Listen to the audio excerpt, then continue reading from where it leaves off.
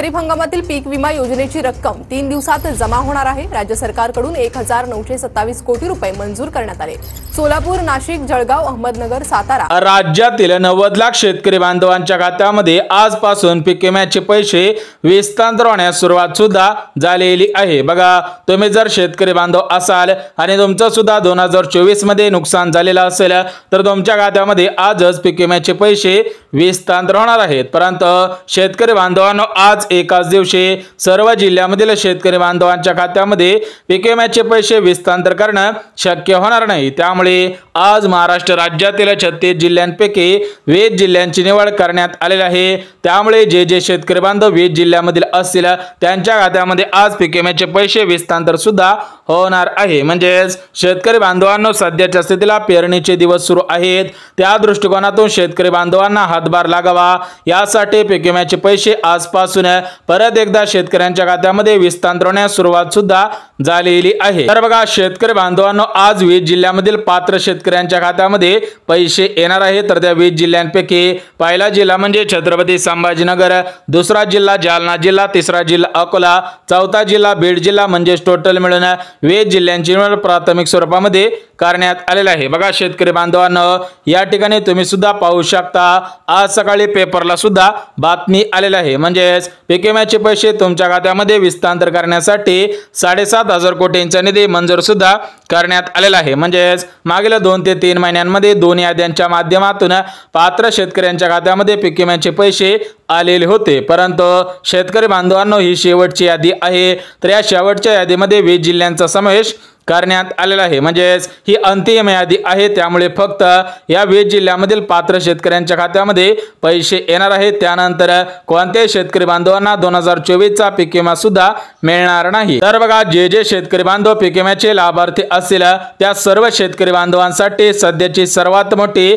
Breaking news सुद्धा आलेली आहे। बघा, ज्या शेतकरी बांधवांचे 2024 मध्ये पावसामुळे नुकसान झालेलं असेल, म्हणजेच अतिवृष्टीमुळे आणि नैसर्गिक आपत्तीमुळे नुकसान झालेलं असेल, त्या शेतकरी बांधवांना आज शेवटच्या टप्प्यामध्ये पीक विम्याचे पैसे विस्तार होण्यास सुरुवात सुद्धा झालेली आहे। म्हणजेच ज्या शेतकरी बांधवांनी 2024 च्या पीक विम्याचे फॉर्म भरलेले असेल, पंचनामे केलेले असतील, त्या शेतकऱ्यांच्या खात्यामध्ये पीक विम्याचे पैसे विस्तार होणार आहेत। बघा शेतकरी बांधवांनो, या ठिकाणी तुम्ही सुद्धा पाहू शकता, आज पीक विम्याची अंतिम यादी जाहीर सुद्धा करण्यात आलेली आहे। तर या यादीमध्ये 20 जिल्ह्यांचा समावेश करण्यात आलेला आहे। 20 जिल्ह्यामधील पात्र शेतकऱ्यांच्या खात्यामध्ये पीक विम्याचे पैसे विस्तार होणार आहेत। म्हणजे शेतकरी बांधवांनो, खरीप पीक विमा 2024 या पीक विम्याची अंतिम यादी आजपासून वितरण सुद्धा होणार आहे, वाटप सुद्धा सुरू झालेले आहे। तर आज पात्र शेतकऱ्यांच्या खात्यामध्ये हेक्टरी 10,000 रुपयापासून ते 12,000 रुपयापर्यंत पीक विमा सुद्धा मिळणार आहे। काही शेतकरी बांधवांना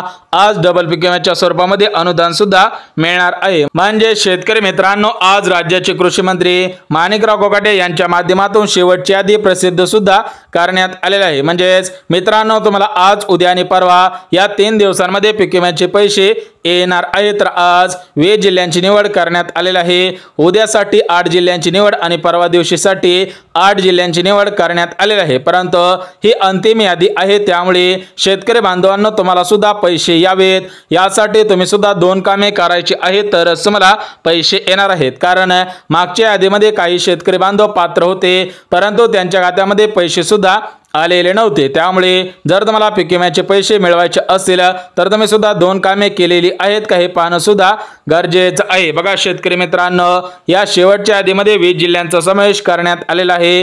20 जिल्ह्यामधील पात्र शेतकऱ्यांच्या खात्यामध्ये पीक विम्याचे पैसे विस्तार सुद्धा होणार आहेत। परंतु शेतकरी बांधवांनो, तुम्ही सुद्धा 2024 मध्ये पीक विम्याचा फॉर्म भरलेला असावा, पीक विम्याच्या वेबसाईट पोर्टलवरती नोंदणी सुद्धा केलेली असावी, पंचनामे सुद्धा केलेले असावे, तरच तुम्हाला पेरणीच्या अनुदानासाठी पीक विम्याचे पैसे मिळणार आहेत। म्हणजे शेतकरी मित्रांनो, या अगोदर 2 याद्या जाहीर सुद्धा करण्यात आलेल्या आहेत। म्हणजे शेतकरी मित्रांनो, ही शेवटची म्हणजे तिसरी यादी आहे। या अगोदर 2 याद्यांच्या माध्यमातून भरपूर शेतकरी बांधवांना पीक विम्याचे पैसे विस्तार सुद्धा झालेले आहेत। तर त्या शेतकऱ्यांना डबल पीक विमा मिळणार नाही। परंतु ज्या शेतकऱ्यांना अजून पीक विम्याचे पैसे मिळाले नव्हते त्या शेतकऱ्यांना आज, उद्या आणि परवा या 3 दिवसांमध्ये पीक विम्याचे पैसे मिळणार आहेत। बघा शेतकरी मित्रांनो, या दिवसांमध्ये शेतकरी बांधवांना पेरणी करायची असते, त्या दृष्टिकोनातून राज्याचे कृषी मंत्री माणिकराव कोकाटे, मुख्यमंत्री देवेंद्र फडणवीस साहेब, उपमुख्यमंत्री अजितदादा पवार आणि दुसरे उपमुख्यमंत्री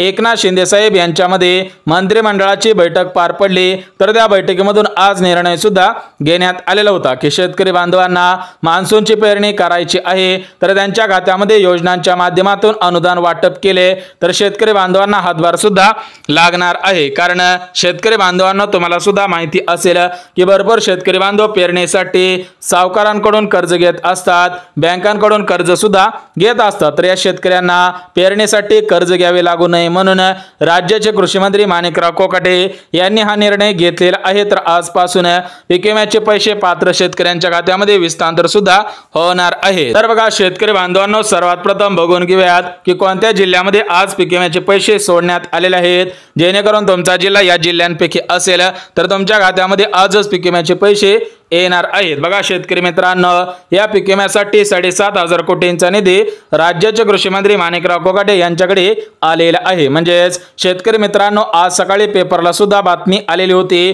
तुम्ही सुद्धा ती बातमी वाचलेली असेल की जे शेतकरी बांधव पीक विम्यापासून वंचित असेल त्या शेतकऱ्यांना आजपासून पीक विम्याचे पैसे मिळणार आहेत। तर या पीक विम्याचे पैसे पात्र शेतकऱ्यांच्या खात्यामध्ये वितरण करण्यासाठी 7,500 कोटींचा निधी मंजूर सुद्धा करण्यात आलेला आहे। तर हा निधी या प्रमुख 10 बँकेमध्ये गेलेला आहे। या 10 बँकेमधून शेतकऱ्यांच्या खात्यामध्ये पैसे सुद्धा सोडण्यात येणार आहेत। म्हणजे शेतकरी बांधवांनो, तुमचं बँक खातं या 10 बँकेपैकी आहे का हे पाहणं सुद्धा गरजेचं आहे। म्हणजेच ज्या ज्या शेतकऱ्यांचं बँक खातं या 10 बँकेमध्ये असेल त्यांना आजच पीक विम्याचे पैसे हस्तांतर सुद्धा होणार आहे। परंतु शेतकरी मित्रांनो, काही शेतकरी बांधवांना डबल पीक विमा सुद्धा मिळणार आहे, ते सुद्धा आपण बघून घेऊया, जेणेकरून तुमचा जिल्हा या 5 जिल्ह्यांपैकी असेल तर तुमच्या खात्यामध्ये आज डबल पीक विम्याचे पैसे मिळणार आहेत। बघा शेतकरी मित्रांनो, ज्या शेतकरी बांधवांचे जास्त नुकसान झालेलं असेल त्या शेतकरी बांधवांना डबल पीक विमा मिळणार आहे। तर यासाठी 5 जिल्ह्यांची निवड करण्यात आलेली आहे। म्हणजेच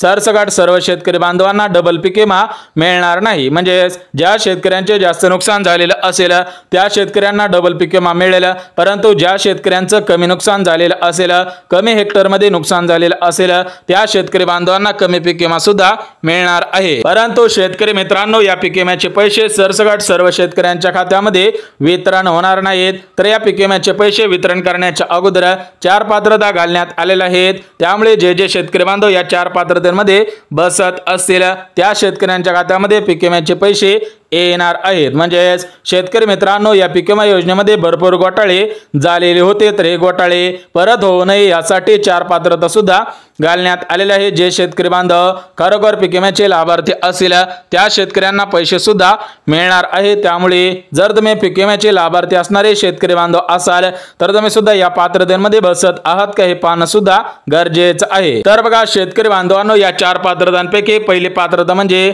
शेतकऱ्यांनी 2024 मध्ये 1 रुपया भरून पीक विम्याचा फॉर्म भरलेला असावा तरच मला पैसे मिळणार आहेत। म्हणजेच तुम्ही जर शेतकरी बांधव असाल, तुमचं नुकसान अतिवृष्टीमुळे, पावसामुळे किंवा नैसर्गिक आपत्तीमुळे झालेलं असेल तर तुम्ही 1 रुपयामध्ये पीक विम्याचा फॉर्म भरायचा होता, तर तो फॉर्म तुम्ही सुद्धा भरलेला असेल तरच मला पीक विम्याचे पैसे मिळणार आहे। सोबतच शेतकरी बांधवांना दुसरी पात्रता म्हणजे शेतकरी बांधवांनी ई पीक पाणी या पोर्टलवरती नोंदणी केलेली असावी। ज्या ज्या शेतकरी बांधवांनी ई पीक पाणी या पोर्टलवरती नोंदणी केलेली असेल त्या शेतकऱ्यांच्या खात्यामध्ये पीक विम्याचे पैसे येणार आहेत, अन्यथा पैसे येणार नाहीत। सोबतच शेतकरी बांधवांनो, तिसरी पात्रता म्हणजे शेतकरी बांधवांनी फार्मर आयडी कार्ड काढलेले असावे। ज्या ज्या शेतकरी बांधवांनी फार्मर आयडी कार्ड काढलेलं असेल त्या शेतकऱ्यांना पीक विम्याचे पैसे मिळतील, परंतु ज्यांनी फार्मर आयडी कार्ड काढलेलं नसेल त्यांनी लवकरात लवकर फार्मर आयडी कार्डसाठी नोंदणी तरी करायची आहे। म्हणजेच शेतकरी बांधवांनो, तुम्ही सुद्धा विशिष्ट ओळखपत्र काढायचं आहे,